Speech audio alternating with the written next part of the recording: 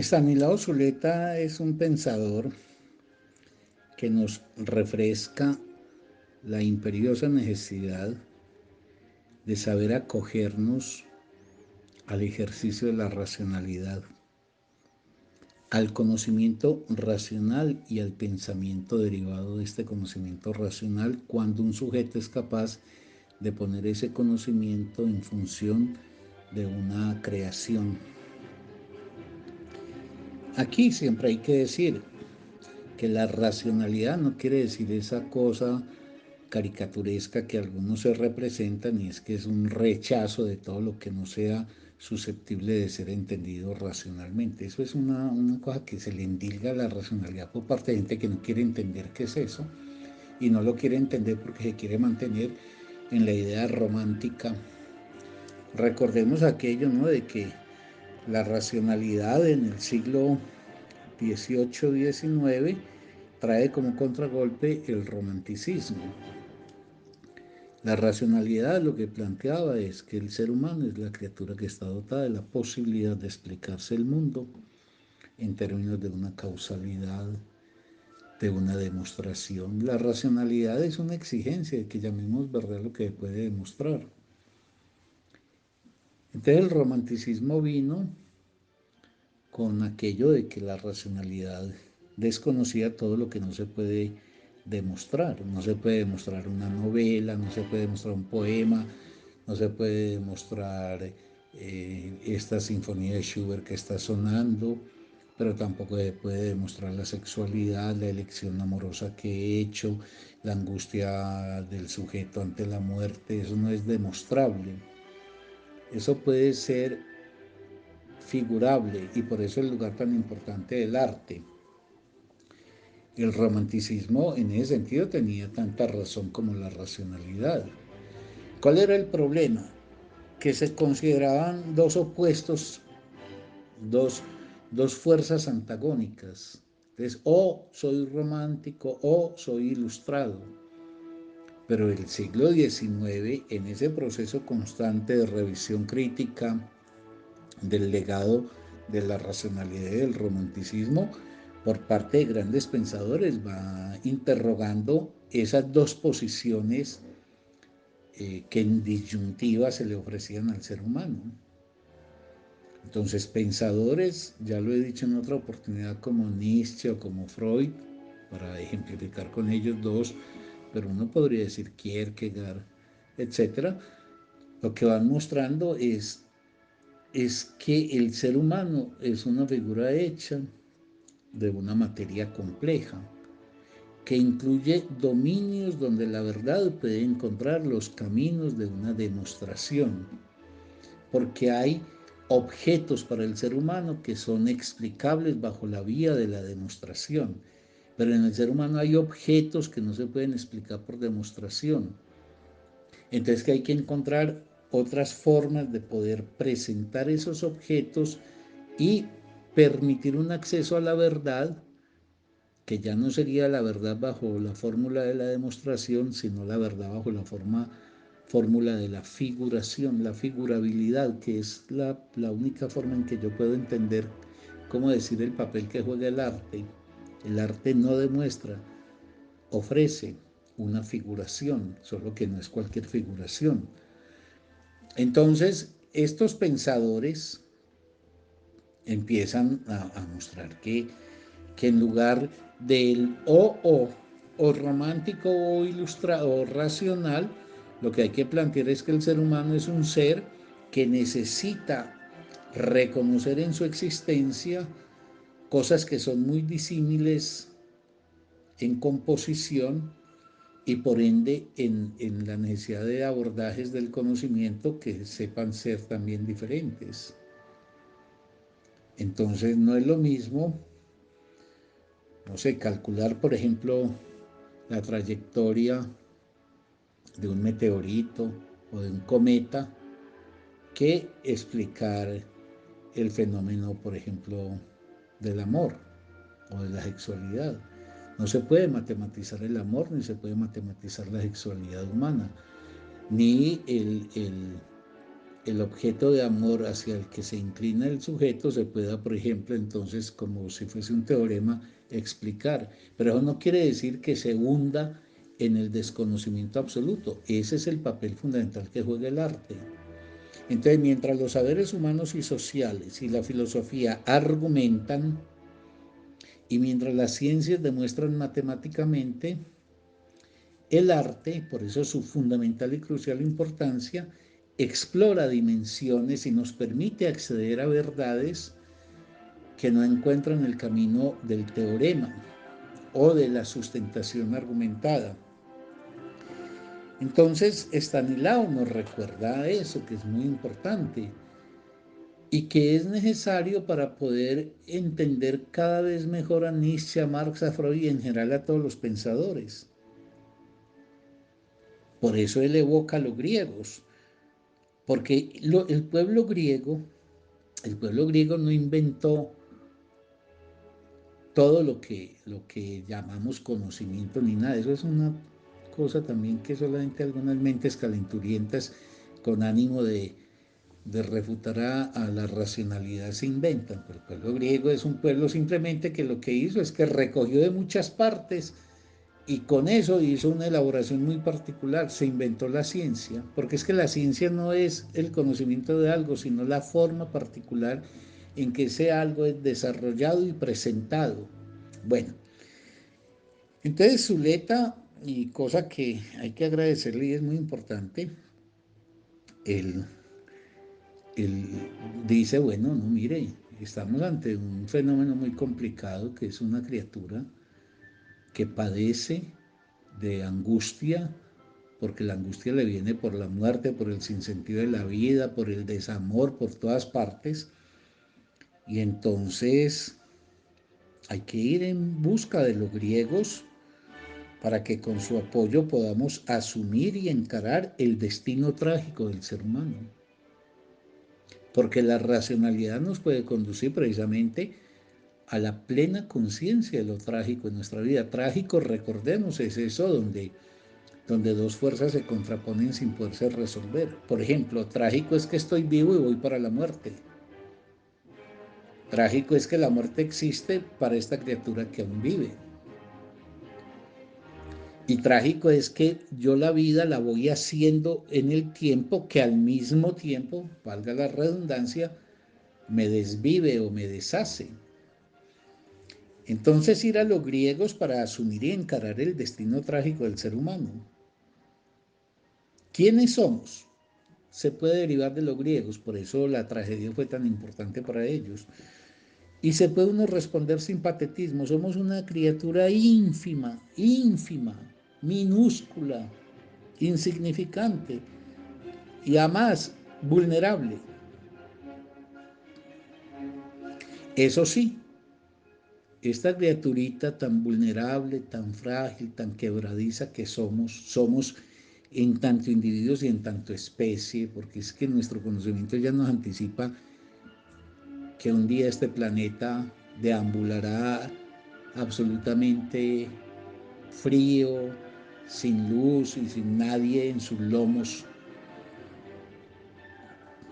¿Qué es eso? Es decir, es saber, la humanidad, algunos estudiosos dicen que hasta el presente, desde hace 50.000 años, desde el Paleolítico, han poblado humanos 108.000 millones de seres humanos este planeta. De esos 108.000 millones, 100.000 millones han desaparecido. Y hoy estamos viviendo 8.000 millones. Eso lo que habla es del paso del ser humano por la vida en dirección a la muerte. Y que eso es inapelable. Entonces, esa criatura ínfima y vulnerable que somos está dotada, sin embargo, excepcionalmente de cosas que, por ejemplo, los animales no poseen.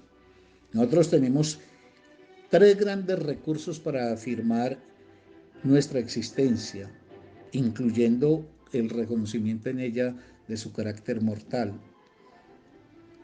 Hay una que los griegos no desarrollaron, medio insinuaron, pero nunca desarrollaron, porque eso había que esperar hasta Freud para que tuviera un desarrollo cabal. Una un recurso para afirmar la vida, el deseo.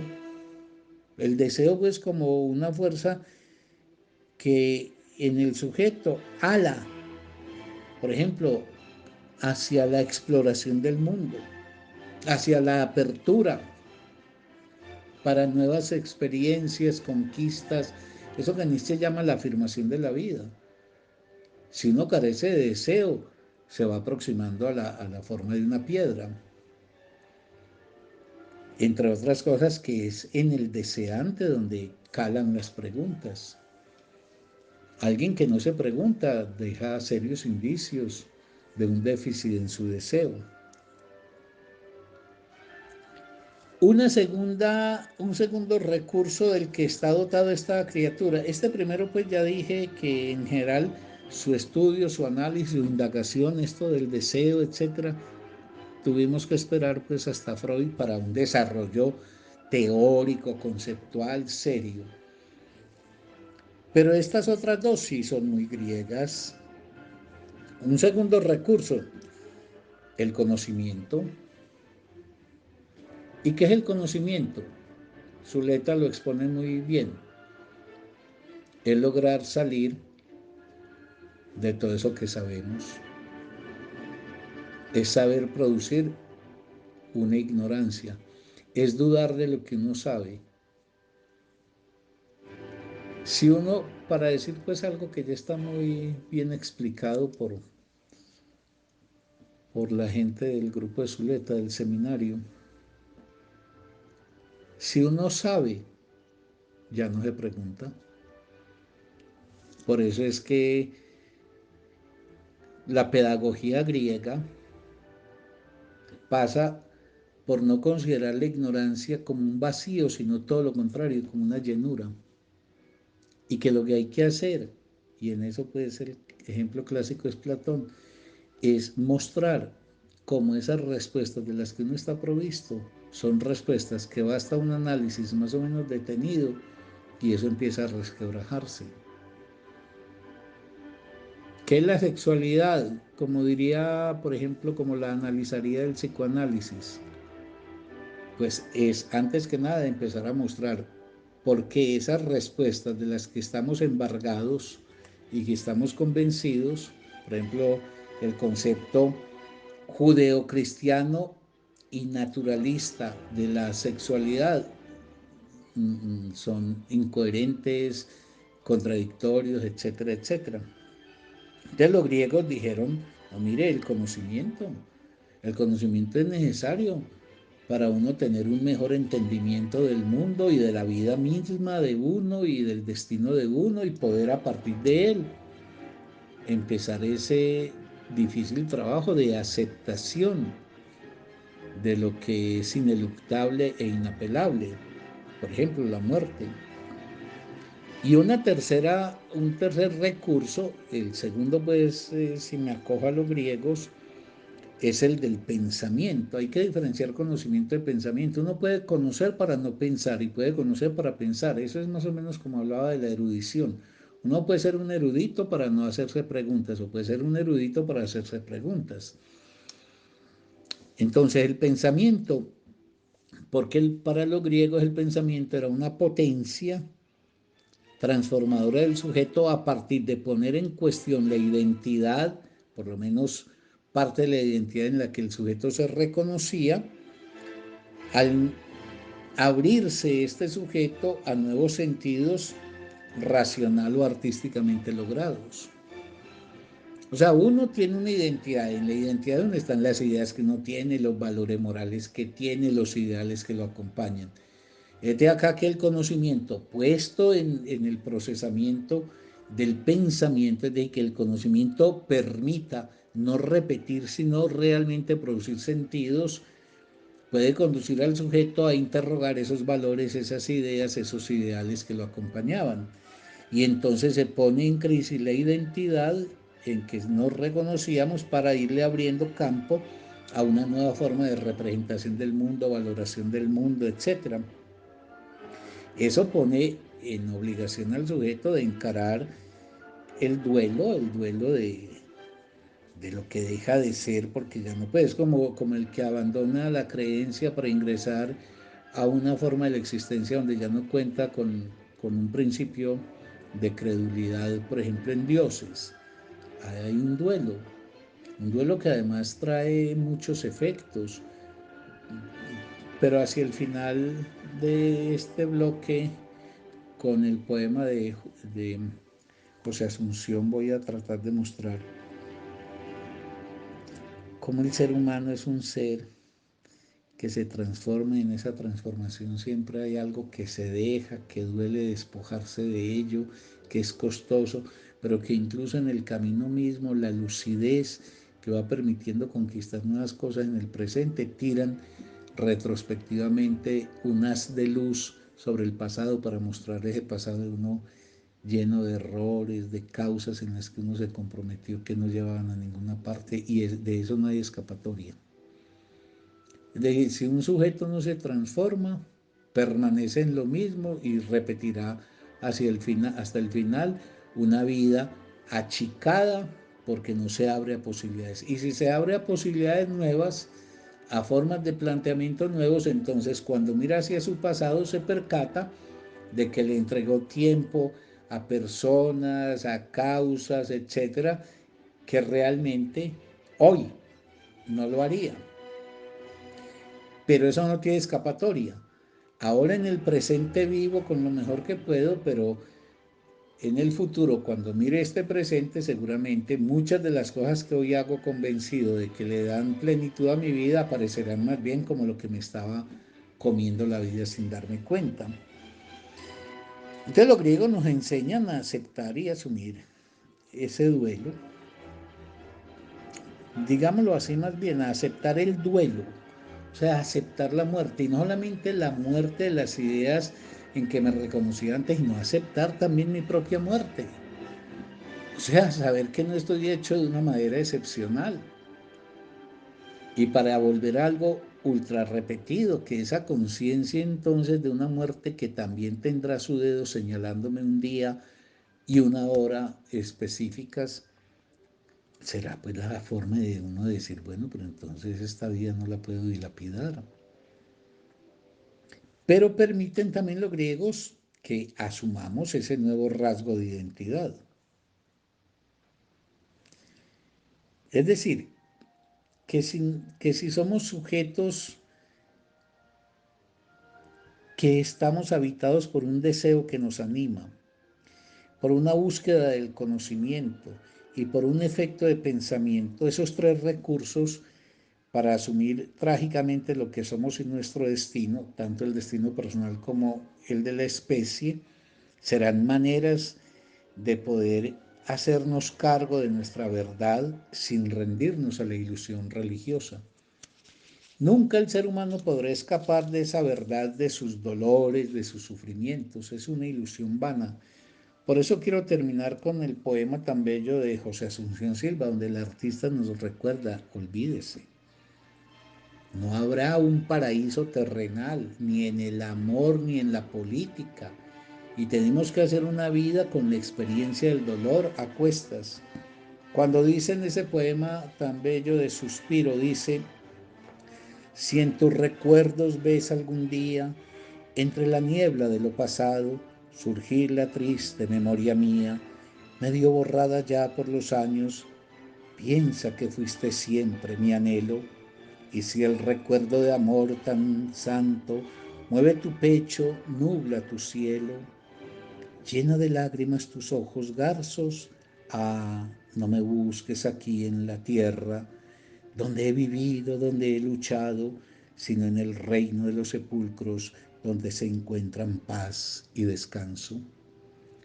Ahí está el artista siempre diciéndonos, Señor, Señora, no se entregue a la ilusión de una plenitud, sobre todo una plenitud de dicha, de un estado en el cual estaríamos colmados de satisfacciones. No, el camino, hagamos buenos amores y esos buenos amores nos dejarán heridas de dolor y de sufrimiento. La muerte estará siempre presente como un sufrimiento también, la muerte de los seres queridos, la muerte nuestra.